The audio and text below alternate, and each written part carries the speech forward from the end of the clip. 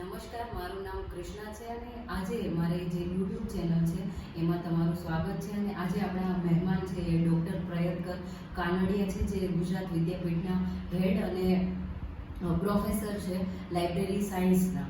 તો સ્વાગત છે સર તમારું મારી યુટ્યુબ ચેનલમાં. અને સરની જે ડિગ્રીઓ છે એ મારે લખવી પડી છે, કેમ કે સર પાસે બહુ બધી ડિગ્રીઓ છે. જેમ કે સર પાસે બીકોમ છે, એમએડ કરેલું છે, બીએડ કરેલું છે, એલએલબી કરેલું છે, એલએલએમ કરેલું છે, પછી લાઇબ્રેરી સાયન્સ, પછી એમાં જ માસ્ટર લાઇબ્રેરી સાયન્સ કરેલું છે, જેમાં સરને ગોલ્ડ મેડલ મળેલો છે. અને સર છે એમનું નેટ ક્લિયર છે અને સર છે એમનું પીએચડી પણ છે. એટલું બોલીને જ હું થાકી ગઈ. સર પાસે એટલી ડિગ્રી છે, તો સર કોંગ્રેચ્યુલેશન અને સ્વાગત છે તમારું મારી યુટ્યુબ ચેનલમાં ફરીથી. તો આપણે આજે સર સાથે થોડોક વાર્તાલાપ કરીશું અને સરના જીવન વિશે અને એમના જે પ્રોફેસરનો અનુભવ છે એ આપણે જાણીશું. તો સર, મારો પહેલો સવાલ એ છે કે તમારો જે વિદ્યાર્થી કાળનો અનુભવ શું હતો અને કેવો રહ્યો, એના વિશે તમે અમારા દર્શકોને જણાવો. બેન કૃષ્ણાબેન, આમ તો વિદ્યાર્થી જીવનનો અનુભવ તો સંઘર્ષમાં રહ્યો છે. હું સાબરકાંઠા જિલ્લાના હિંમતનગર તાલુકાના ગઢા ગામમાં જન્મેલો. ગામ એ વખતે ખૂબ પછાત હતું. પછાત એટલે ત્યાં ગામમાંથી બીજા ગામમાં જવા માટે રસ્તાઓ પણ નહોતા, વ્હીકલની સગવડ પણ નહોતી. તો ચોમાસામાં બસો બંધ થઈ જાય, ઉનાળામાં ખરી ગરમીમાં ઘણીવાર ચાલતા આવવું પડે, કોઈક વાર સાયકલની સગવડ હોય તો સાયકલ પર અમે અપડાઉન કરતા હતા. પણ ચોમાસામાં બિલકુલ બસ બંધ થઈ જાય તો એક પગ આ બાજુ લપસતો હોય, બીજો પગ આ બાજુ લપસતો હોય. એ વખતે અમે નિશાળમાં જતા, એક બાજુ વરસાદ એનો જોર કરતો હોય, વંટોળ ફેલાયેલું હોય, વંટોળ જોરદાર ફૂંકાતું હોય, વાવાઝોડું હોય, એની વચ્ચે અમે મારા ગામ ગઢાથી વક્તાપુર સુધી ચાલતા જતા ચોમાસાની સિઝનમાં. કોઈક વાર સાયકલ મળી જાય તો સાયકલના પંખા ભરાઈ જાય, ટમટમ વરસાદ પડતો હોય ને એમાં સાયકલના પંખા ભરાઈ જાય. તેમ છતાં અમે ચાલતા જતા હતા. ક્યારેક જ્યારે ચોમાસું પૂરું થાય તો થોડોક સમય ઉનાળા અને શિયાળાના અડધા સમય સુધી બસ ચાલુ રહેતી, ત્યારે અમે બસમાં હિંમતનગરથી ગઢા આવવાનું અને ગઢાથી હિંમતનગર જવાનું. અને હું મારા શાળાકાળ દરમિયાન મનોરમ હાઈસ્કૂલમાં ભણ્યો 10 સુધી, અને 10 થી 11 થી 12 હું ન્યૂ એજ્યુકેશનમાં ભણ્યો. ત્યાં હું ગામડામાં પહેલો બીજો નંબર લાવતો હતો 1 થી 7 ધોરણમાં. પણ 8મા થી 10મા સુધી ગામડું છોડવું પડ્યું, એના કારણે પર્સન્ટેજ ઘટવા માંડ્યા. અને 10મામાં મારે ડબલ ટ્રાય થયા, કારણ કે પપ્પાએ કહ્યું, પપ્પા પોતે શિક્ષક હતા, આદર્શ શિક્ષક હતા, ઇનોવેટર હતા, બેસ્ટ ઇનોવેટર તરીકેનો ખિતાબ મળ્યો એમણે. અને એ સિવાય આદર્શ શિક્ષકનું પ્રમાણપત્ર એમને મળેલું, ડોક્ટર અબ્દુલ કલામના હાથે બેસ્ટ ઇનોવેટરનો એવોર્ડ મળેલો 2002માં. એટલે પપ્પા ખૂબ લર્નેડ, 7મું પાસ હતા પણ લર્નેડ માણસ હતા, ઇનોવેટર હતા, લેખક એક સારા હતા, એમને 2-3 ચોપડીઓ પણ લખી છે. તો પપ્પાના માર્ગદર્શનથી મેં 10મામાં ડ્રોપ આપ્યો, ફરીથી પરીક્ષા આપી તો ફરીથી પણ રિઝલ્ટ બહુ સારું ના આવ્યું. 12મામાં પણ રિઝલ્ટ મંદ આવ્યું. ત્યાર પછી એફવાય એસવાય ટીવાયમાં ધીમે ધીમે રિઝલ્ટ આવવા માંડ્યું સારું, બીકોમમાં સારું આવ્યું રિઝલ્ટ, એમકોમમાં બગડ્યું. એટલે મેં લાઇબ્રેરી ફિલ્ડ પસંદ કરી, અને લાઇબ્રેરી ફિલ્ડમાં મને લાગ્યું કે નહીં, આમાં મારી કરિયર બનશે. અને લાઇબ્રેરી ફિલ્ડમાં હું જોડાયો. એમાં પહેલા વર્ષમાં પણ મારા સારા પર્સન્ટેજ આવ્યા, લગભગ યુનિવર્સિટી સેકન્ડ હતો. અને એમએલઆઈસીમાં હું ગોલ્ડ મેડલ મેળવીને નેટ પાસ થયો અને મને નોકરી શોધતી આવી. એટલે આ મારા વિદ્યાર્થી કાળનો છે. ખૂબ સંઘર્ષમય રહ્યો છે અને ક્યાંક ક્યાંક ખૂબ આનંદ પણ મળ્યો છે વિદ્યાર્થી જીવનમાં. બધી જ જગ્યાએ એવું નથી કે સંઘર્ષમય રહ્યું છે, ક્યાંક ક્યાંક આનંદ પણ લીધો છે, ક્યાંક સંઘર્ષ કર્યો છે. ગામડામાં રહીને ભણ્યા છીએ, ક્યાંક અમે લાકડા વીણવા ગયા છે, ક્યાંક ખૂબ મજૂરી પણ કરી છે, ક્યાંક ખેતરમાં કામે ગયા છીએ, ક્યાંક લાકડાને બદલે અમે ડોકા પણ વીણ્યા છે, ઉકરડા પણ ફેર્યા છે. આ બધી જગ્યાએ ગયા પછી કુદરતી મહેનત અને મારા કિસ્મતથી હું અત્યારે અહીંયા એચઓડી તરીકે જોડાયો છું, વિદ્યાપીઠમાં છું. વિદ્યાપીઠમાં પણ ખૂબ આનંદ આવે છે. ધન્યવાદ. તો સરને આપણે બીજો સવાલ પૂછીએ કે અહીંયા ગુજરાત વિદ્યાપીઠમાં એઝ અ પ્રોફેસર તમારો કેવો અનુભવ રહ્યો? યસ બેન, સરસ પ્રશ્ન છે. એઝ અ પ્રોફેસર એટલે હું શરૂઆત મારી કરિયરની કરી ત્યારે હું લેક્ચરર હતો, પછી એસોસિએટ બન્યો, પછી હું પ્રોફેસર બન્યો. પણ બધી જ મારી કેરિયરમાં એમાં વિદ્યાપીઠનો મને ખૂબ સરસ અનુભવ રહ્યો. બાપુ સ્થાપિત સંસ્થામાં પહેલા તો જોબ મળી, એ જ મારા ભાગ્યની વાત હતી. અને અહીંયા પછી મારો ખૂબ વિકાસ થયો. હું ખૂબ લખતો થયો, વાંચતો થયો, મારો ઘણો બધો વિકાસ થયો. સાથે સાથે મને સારા વિદ્યાર્થીઓ દર વર્ષે મળતા ગયા અને મારા વિદ્યાર્થી જોડેથી પણ હું ખૂબ શીખતો થયો. મારા સ્ટાફમાં પણ ઘણા મિત્રો, આખી વિદ્યાપીઠનો જે સ્ટાફ છે એ પણ ખૂબ પોઝિટિવ, એમની જોડેથી ઘણું શીખવા મળ્યું. વિદ્યાપીઠમાં આવ્યા પછી વણાટકામ પણ શીખતા ગયા અમે, અને ઘણી બધી ઇતર પ્રવૃત્તિઓ છે. ગાંધી બાપુએ જે સૂચવેલી ઘણી પ્રકાર કાર્યો છે એના કાર્યોમાંથી પસાર થયા અને એમાં ખૂબ આનંદ આવ્યો અને અમે પદયાત્રામાં જોડાયા, ઘણી બધી શિબિરમાં જોડાયા, NSS શિબિરમાં જોડાયા. એ સિવાય ઘણા બધા કાર્યો અહીંયા આવ્યા પછી કર્યા. નેશનલ ઇન્ટરનેશનલ કોન્ફરન્સમાં મેં ભાગ લીધો, એક્સપર્ટ તરીકે એમાં વ્યાખ્યાનો આપ્યા. ક્યાંક કોઈ જગ્યાએ હું મુખ્ય મહેમાન તરીકે પણ ગયો. તો એ કારણ છે માત્ર વિદ્યાપીઠમાં આવ્યા પછી જ મારો વિકાસ થયો એમ હું 100% કહું છું. અને આ બાપુ સ્થાપિત સંસ્થામાં આવવાથી હું અત્યારે હાલ એવું માનું છું કે હું ખૂબ ભાગ્યશાળી છું.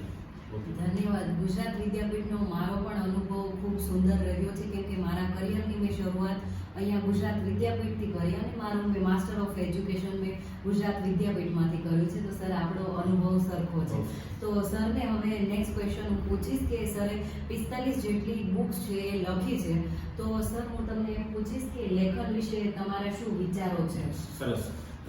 બેન, લેખનમાં તો શું છે, લેખનમાં ખબર નહીં, મેં મહેનત પણ ખૂબ કરી લેખન કરવા માટે. કારણ કે પહેલા નોવેલ લખવી એટલે ખૂબ અઘરી હતી. નોવેલ લખતો થયો. મારા વિષય લાઇબ્રેરી સાયન્સમાં મેં ઘણા 17 જેટલા પુસ્તકો લખી નાખી. નોવેલ મેં 11 જેટલી નોવેલ લખી છે. એ સિવાય પણ મોટિવેશનલ બુકો 4-5 જેટલી લખી છે. આવા અલગ અલગ વિષયમાં શિક્ષણ પણ મેં લખ્યું છે. એ સિવાય આપણે જોઈશું તો સમાજ ઉપર મેં લખ્યું છે, કાવ્ય સંગ્રહ મારા છે. એ સિવાય આપણે કોરોના પર પણ મેં લખ્યું છે. તો આવા ઘણા અલગ અલગ વિષયો પર મેં મોટિવેશન બુક, વિદ્યાર્થીઓ, નવા યુગના વિદ્યાર્થીઓ છે, અમને કેવી રીતે મોટિવેશન મળે એના પર મેં ઘણા પુસ્તકો લખ્યા છે. એટલે લખવું એ મારી અંદરની સ્કિલ છે, કુદરતી સ્કિલ છે. સાથે મેં કેળવી પણ ખરી. કારણ કે લખવામાં મને જે વિચાર આવે હું કાગળમાં, ચબરખીમાં, મારા ગજવામાં રાખતો, ચબરખીમાં લખી નાખું. પછી ઘરે જઈને શાંતિથી હું લખતો હોય. ક્યારેક હું લખવા બેસું બેન કૃષ્ણબેન, તો ક્યારેક 4 વાગી જાય રાતના, મને ખબર ના હોય. કોઈક વાર 2 વાગી જાય, 4 વાગે. ક્યારેક તો એવું બને કે આખી રાત નીકળી જાય લખવામાં, પણ હું લખે જ જાઉં. આમ કરીને મેં મારી 45 બુકોની સફર છે પૂરી કરી છે. અને એમાં સૌથી આનંદની વસ્તુ એવી છે કે મારી હું ખોવાયો નોવેલ હતી એ અમેરિકાના કોઈક ઓથરે, જાણીતા રાઇટરે વાંચી અને એને લાગ્યું કે આને ગુજરાતી કરાવો, અરે ઇંગ્લિશ કરાવો, સોરી. તો એ ટ્રાન્સલેશન થયું, એક્સટેસી બુક તૈયાર થઈ અને એક્સટેસી એમેઝોન પર મુકાઈ છે અને હાર્ડ કોપી પણ એની સારી એવી વેચાઈ છે. તો આ મારી છે જર્ની. ખૂબ આનંદ છે લખવાનો, ખૂબ આનંદ છે. અને મારા પુસ્તકો લખવાથી મને એ થાય છે કે હું જ્યાં જાઉં ત્યાં મને પુસ્તકથી ઓળખે છે. પુસ્તકથી મને એવું લાગે છે કે આપણે ગમે તેટલું જીવીશું પણ પુસ્તકો આપણને વધારે જીવાડશે. આપણા ગયા પછી પણ આપણી યાદ સમાજમાં રહેશે અને સમાજમાં આપણા પુસ્તકો દ્વારા આપણી સુગંધ ફરશે, પ્રસરશે, એવું મને ખાસ ખ્યાલ આવે છે. Okay madam. એટલે લખવું એક એવી કળા છે જે દરેકમાં હોતી નથી. તો સર પાસે આમ જોઈએ તો સર એકદમ મલ્ટી ટેલેન્ટેડ પર્સન છે કે જે લખે છે, લાઇબ્રેરી સાયન્સ છે અને ડિગ્રીની તો વાત જ કરતાં મને આમ એમ થઈ ગયું કે ઓહો, સર પાસે એટલી બધી ડિગ્રી છે. અને સાથે સાથે સર છે એમની યુટ્યુબ ચેનલ પણ છે, જે અત્યારના યુગમાં જે આપણે બધાય સોશિયલ મીડિયા આપણે યુઝ કરીએ છીએ. અને સર પણ યુટ્યુબ ચેનલ ઉપર એમના પણ 1000 ઉપર સબસ્ક્રાઈબર છે. તો એ આનંદની વાત છે. તો સર તમે જણાવશો કે તમારી આ યુટ્યુબની જર્ની કેવી રહી અને તમને કેમ વિચાર આવ્યો કે મારે પણ યુટ્યુબ ચેનલ ખોલવી જોઈએ? યુટ્યુબ ચેનલનો વિચાર મને આવ્યો મારા વિદ્યાર્થીઓને જોઈને. મારા વિદ્યાર્થીઓ ખૂબ એક્ટિવ. ઘણીવાર વિદ્યાર્થીઓ કહે કે સર તમે અમને ભણાવો છો, તમે સરસ બોલો છો, તો યુટ્યુબ ચાલુ કરો.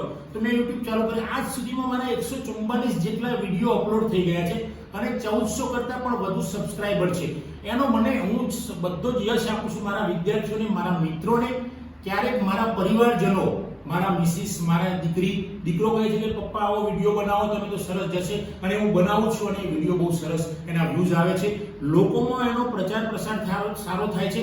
અને હું જે મારી અંદરની બાબત છે, મને જે અનુભવ થયો છે સમાજનો, એ સમાજનો અનુભવ હું સમાજ આગળ ફરીથી પ્રદર્શિત કરું છું. અને વિડીયો બનાવવાથી હું એક્ટિવ રહું છું, હું કંઈક વાંચું છું, હું કંઈક શોધું છું, હું કંઈક ઓબ્ઝર્વેશન કરું છું, હું કોઈકની મુલાકાત લઉં છું. આ બધું થવાથી મારો પણ અનુભવ વધે છે અને મારી સૂઝ, જ્ઞાન વધતું જાય છે. એટલે આ ખૂબ આનંદ થાય છે કે આ યુટ્યુબની જે મારી સફર છે ખૂબ સુંદર રહી છે અત્યાર સુધી. આજે પણ યુટ્યુબની સફર ચાલુ જ છે.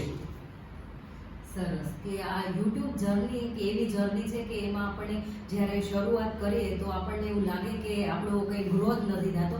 જેમ કે હું મારી જ વાત કરું કે આની પહેલાંના જે મારા વિડીયોઝ છે, ગુજરાત વિદ્યાપીઠના ઘણા જે પ્રોફેસર છે એમના મેં વિડીયોઝ ઇન્ટરવ્યૂ લીધા છે. તો એમાં જે હું બોલું છું અને અત્યારે જે હું બોલું છું એમાં ઘણો ફરક આવ્યો છે અને મને ખુદને ઘણી વસ્તુઓ શીખવા મળી છે. તો આ વસ્તુ એક એવી છે કે જેવી રીતે તમે પ્રયત્ન કરતા જાઓ અને શીખતા જાઓ એમ તમને વધારે તમારો જે અનુભવ છે એ એનહાન્સ થાય અને તમે ઘણી બધી રીતે તમે એક્ટિવ બનો અને તમે જ ખુદ તમારી જાતે અનુભવ જોઈ શકો અને સામેવાળા જે દર્શકો વ્યુઅર છે એ પણ જોઈ શકે કે ઓકે કૃષ્ણામાં અને આ જે સરની ચેનલ છે પ્રયત્કર સરની પણ ચેનલ છે યુટ્યુબ ચેનલ, તો એમાં લોકોને ખબર પડે કે આમાં કંઈક બદલાવ આવે છે, ચેન્જ આવે છે. તો આ એક જર્ની સારી છે અને હું તો એવું કહું છું કે જે અત્યારના યંગસ્ટર અને જે યુથવાળા જે લોકો હોય છે મારી જેટલા, એ લોકોએ પોતાની યુટ્યુબ ચેનલ ચાલુ કરવી જોઈએ અને આવી રીતે પોતાનામાં જે પડેલું જ્ઞાન છે, સ્કિલ છે, એ લોકો સમક્ષ એમને પ્રદર્શન એનું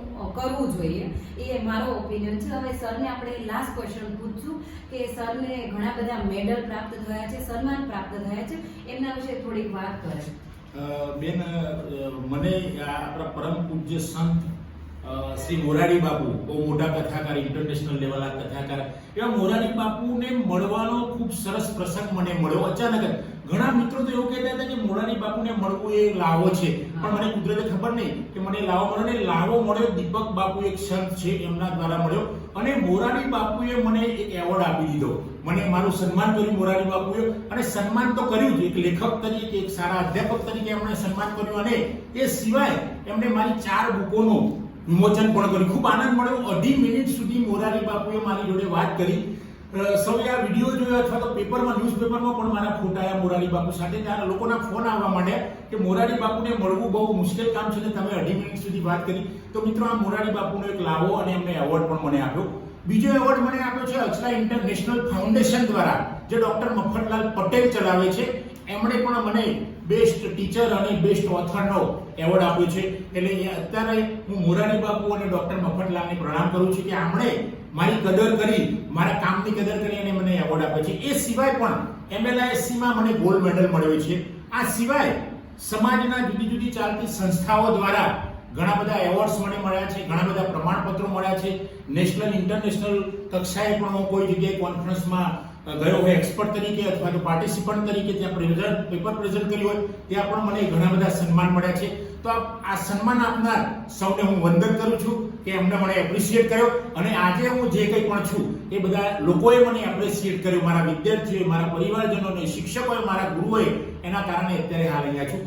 બેન, મારે વચ્ચે એક વાત કરવી છે કે વિદ્યાર્થીઓને અથવા તો નવી પેઢીને જાણ કરવા માટે કે હું અત્યારે એક બીજી સ્કિલ કેળવી છે મેં, કે અમારે ત્યાં ગુજરાત વિદ્યાપીઠમાં કાંતવાનું હોય છે ને કાંતવામાંથી જે તાર તૂટી જાય છે ને એમાંથી જે વેસ્ટ બને છે, એ વેસ્ટમાંથી મેં જુદા જુદા આર્ટિકલ્સ બનાવ્યા છે. મેં મોર બનાવ્યો છે, એકચ્યુઅલ મોર બનાવ્યો છે, મેં પોપટ બનાવ્યો છે, નાગરાજ બનાવ્યા છે, એ સિવાય ડાયનોસોર્સ બનાવ્યો છે, એ સિવાય હરણ બનાવ્યું છે, મેં કાચબો બનાવ્યો છે, જુદા જુદા પક્ષીઓ જેમ કે ચકલી, કાગડો, કબૂતર, તો આવા પક્ષીઓ, જુદા નાના નાના જીવો જેમ કે ખિસકોલી, તો ખિસકોલી આપણે ખૂબ ખિસકોલી લાગશે જે તારમાંથી મેં બનાવી છે. તો આ બધી સ્કિલ કેળવી મેં ગુજરાત વિદ્યાપીઠમાં આવ્યા પછી, જો કદાચ ગુજરાત વિદ્યાપીઠમાં ના હોત તો અમે સ્કિલ કેળવી ના હોત. એટલે અત્રે હું અહીં આ સમયે ગુજરાત વિદ્યાપીઠનો આભાર માનું છું. ગુજરાત વિદ્યાપીઠનો હું આભારી છું. ધન્યવાદ સર. તો જેમ મેં તમને પહેલા કીધું કે સર એક મલ્ટી ટેલેન્ટેડ પર્સન છે, એક લેખક છે, ઓથર છે, અને અત્યારના જનરેશનમાં જેવી રીતે આપણે યુથમાં યુટ્યુબનો અને જે સોશિયલ મીડિયાનો ક્રેઝ છે, તો સર યુટ્યુબ ચેનલ પણ ચલાવે છે અને સરની યુટ્યુબ ચેનલનું નામ ડૉક્ટર પ્રયત્કર કાનડિયા છે. તો એ ચેનલને તમે સબસ્ક્રાઈબ કરજો અને તમે એમાં ઘણા બધા સરે મોટિવેશનલ વિડીયોઝ નાખ્યા છે, એ તમે જોજો અને તમે મારી ચેનલને પણ સબસ્ક્રાઈબ કરજો, કૃષ્ણા KLM કરી. અને સર, તમારો ખૂબ ખૂબ આભાર કે તમે અમારા માટે ટાઈમ ફાળવ્યો અને આ વિડીયો બનાવ્યો. ધન્યવાદ. અને તમે બધાએ આ વિડીયોને જરૂરથી બધાએ લોકો સાથે શેર કરજો, સબસ્ક્રાઈબ કરજો. ધન્યવાદ એવરીવન.